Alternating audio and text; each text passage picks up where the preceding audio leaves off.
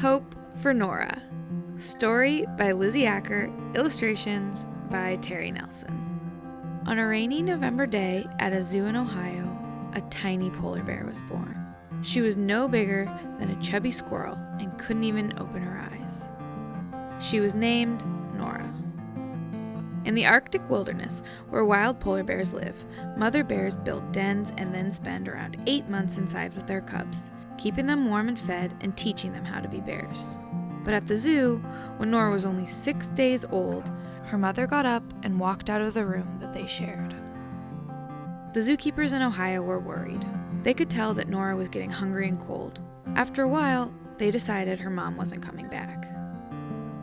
It is always best for a baby bear cub to have its own bear mother, but the zookeepers felt like if they didn't step in and help Nora when she was so tiny and helpless, she would die.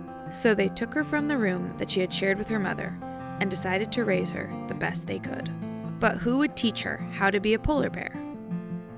In the Arctic, polar bears roam the sea ice, hunting for seals to eat. They swim for hours and hours.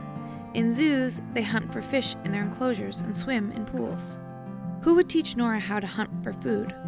Who would teach her how to swim? The zookeepers weren't polar bears, but they loved Nora and worked hard to keep her safe and full.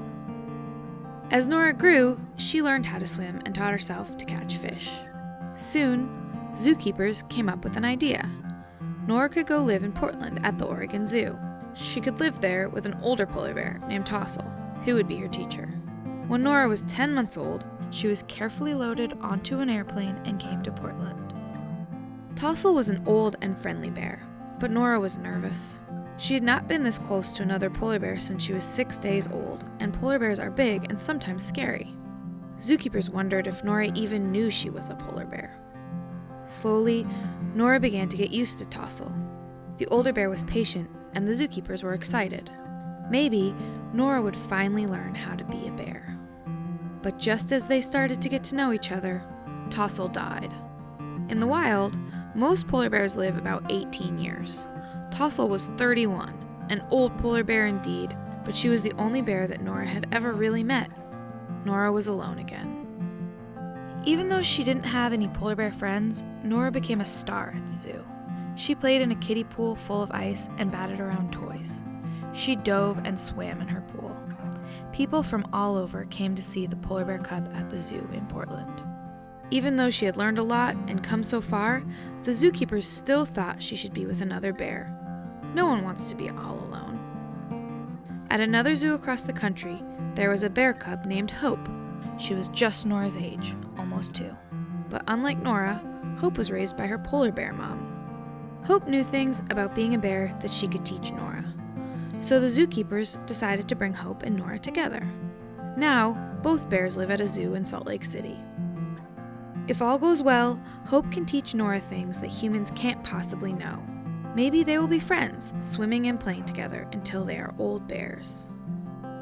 Most humans will never get a chance to see a polar bear in the Arctic where they're from. It's too cold for people, and bears are wild, strong, and dangerous. But the bears who live there, Nora's relatives, are in trouble because the sea ice they need to hunt seals is disappearing. Man-made gases in the atmosphere are trapping heat. The earth is getting warmer and the ice is melting. If it keeps melting, someday there may not be any more ice, and then there may not be any more seals. Then there may not be any more polar bears. Zoos do their best to maintain and protect vulnerable species, but the best thing for any animal is to live in the wild. One way you can help polar bears is to do your part to stop the gases that are trapping heat and warming the planet. You can turn off lights when you aren't in the room and wear a sweatshirt instead of turning up the heat in the winter. Your family can take the bus or a train instead of a car. You can plant vegetables in your yard and eat those instead of vegetables that took long trips in trucks to get to your house. It seems like a lot of work, stopping the Arctic sea ice from melting, and it is. It's a job that will take effort from everyone. But don't you think we should try? There's still hope for Nora, and there's hope for all polar bears. They just need help from us.